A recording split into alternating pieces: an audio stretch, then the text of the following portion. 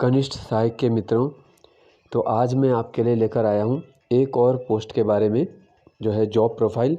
पिछले जो वीडियो था हमारा, वो हमारा टैक्स कलेक्टर के बारे में था, और ये आज का दूसरा जो वीडियो है वो है आपका कनिष्ठ सहायक की जो आपकी पोस्ट है उसके बारे में। ठीक है, तो देखो ये पद जो है बहुत अलग अलग विभागों में है ना, और किसी भी विभाग के पोस्ट को हम एकदम से अच्छी या एकदम से ख़राब नहीं कह सकते। तो हर चीज़ को हम एक शब्द में डिफ़ाइन नहीं कर सकते हैं कि जैसे बच्चे पूछते हैं कि कौन सी पोस्ट अच्छी है। ठीक है, तो पोस्ट सारी अच्छी होती है, कोई से भी चाहे आप देख लो, टाइपिंग है नॉन टाइपिंग है। तो ये टाइपिंग पोस्ट की आज हम बात कर रहे हैं। ठीक है, तो कनिष्ठ सहायक की जो पोस्ट है उसमें क्या क्या बेनिफिट है, तो जो हमने टैक्स कलेक्टर में भी बताए थे कि बेनिफिट जो वहाँ पे भी मिल रहे हैं वो यहाँ पर भी आपको मिलेंगे, लेकिन क्या अलग है इसमें थोड़ा, उसको थोड़ा देखेंगे। ठीक है, और इसमें प्रमोशंस के द्वारा भी मैं आपको यहाँ पे समझा रहा हूँ कि इसमें क्या क्या बेनिफिट्स आपको मिलने वाले हैं, है ना। खासकर जिनकी एज अभी कम है और वो कनिष्ठ सहायक ज्वाइन करते हैं और उसी जॉब में भी रहते हैं, तो वो कहाँ तक जा सकते हैं और आराम से उनको कितने प्रमोशन कितने साल में मिल सकते हैं। ठीक है, प्रमोशन विभागवार भी आपका डिपेंड करता है कि आप किस विभाग में हो, है ना। तो काफ़ी अच्छे अच्छे विभाग हमने उस दिन डिस्कस किए थे, जैसे इसमें कई विभाग हैं, है ना। ये उच्च शिक्षा भी है, आरटीओ भी है, इसके अलावा तमाम विभाग आपको इसके अंदर मिलते हैं। तो देखो सबसे पहले हम बात करते हैं कि ये जिनको कंप्यूटर पे बैठने का अच्छा लगता है, 10 से 5 की जॉब अच्छी लगती है ना, तो ये बहुत बढ़िया नौकरी है उनके लिए। और प्रमोशन की अगर हम इसमें बात करें तो आप सबसे पहले कनिष्ठ सहायक जूनियर असिस्टेंट के रूप में आप भर्ती हो रहे हो। ठीक है, इसके बाद आप जो है लगभग 4 या 5 साल में आप वरिष्ठ सहायक बन जाते हो, और आपका जो ग्रेड पे है वो सीधा आपका हो जाता है 2800 का ग्रेड पे। ठीक है ना, 5 साल बाद लगभग। इसके कुछ साल बाद, और ये किसी विभाग में 3 साल, किसी में 5 साल या कुछ साल बाद भी हो सकता है, ये फिर आप बन जाते हो प्रधान सहायक। ठीक है, प्रधान सहायक में आपका ग्रेड पे जो हो जाता है वो कितना हो जाएगा, अब 4200 हो जाएगा फिर, है ना। यानी कि जब आपने कनिष्ठ सहायक ज्वाइन किया है तो ज़्यादातर डिपार्टमेंट में आप 5 साल बाद वरिष्ठ सहायक बन जाओगे, 2800 ग्रेड पे हो जाएगा, सैलरी भी अच्छी खासी हो जाएगी। उसके कुछ साल में ही आपकी प्रधान सहायक बन जाओगे 4200 ग्रेड पे, बहुत अच्छी जॉब है। ठीक है, इसके भी 5 साल के बाद आप प्रशासनिक अधिकारी बनोगे, है ना। ये 4600 ग्रेड पे की जॉब आ जाएगी आपकी।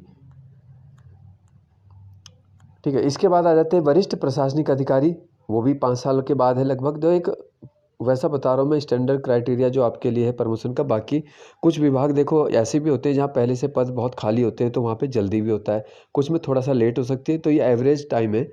वरिष्ठ प्रशासनिक अधिकारी भी आपको 5 साल में मिल जाएगा, और लास्ट में 3 साल में केवल आप वरिष्ठ से फिर आप बन जाओगे मुख्य प्रशासनिक अधिकारी। ठीक है, जो कि पूरे कार्यालय का प्रधान होता है।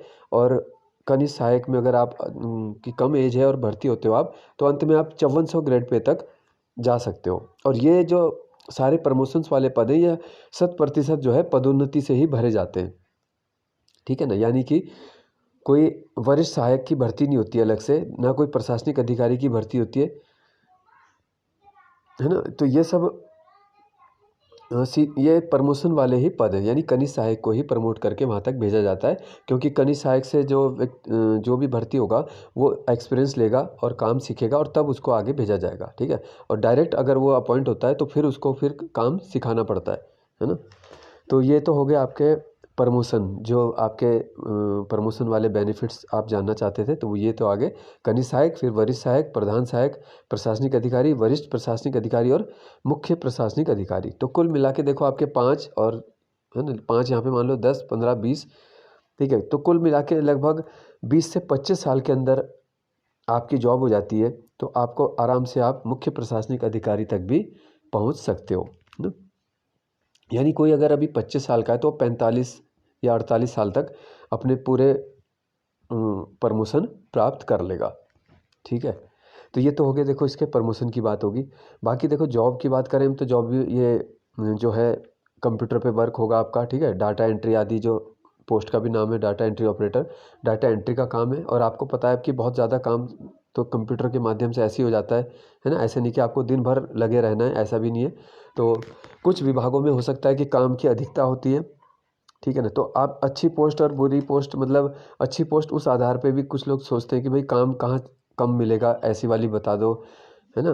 तो ये सब चीज़ें मेरे हिसाब से तो इतना वो नहीं है मायने, क्योंकि जो भी है जो मिलेगा वो सब अच्छा ही है। बाकी आप अपनी वरीयता जो भरोगे विभाग की, वो आपको जो विभाग पसंद है उसके हिसाब से भर सकते हो। अगर आपको कनिष्ठ सहायक लेना है, ठीक है ना, तो आप इसके डिपार्टमेंट ऊपर डालोगे। बाकी टैक्स कलेक्टर का हमने उस दिन बताया था, और 2-3 पोस्ट और है, एक वीडियो उसका और बनेगा। जैसे सर्वे लेखपाल, स्वागती, अमीन आदि पद हैं, तो उसमें है ना, तो कल मैं उसका बना दूंगा। उसमें कोई लेता है तो उन्हें क्या बेनिफिट है और किस प्रकार के वो काम हैं, कैसे वो काम करने पड़ेंगे, कितना उसमें फील्ड जॉब है ना, कितना ऑफिस जॉब है। तो ये वाली जो कनिष्ठ सहायक है डाटा एंट्री, ये तो पूरी तरह आपकी एक ऑफिस जॉब है, 10 to 5 की जॉब है आपकी, ठीक है ना। और अच्छा खासा एक पद माना जाता है, मतलब आप इसी में भी रहते हो तब भी कोई दिक्कत नहीं, और आप अगर अदर एग्जाम्स निकालते हो तो वो तो आपको बेनिफिट्स है ही, ठीक है।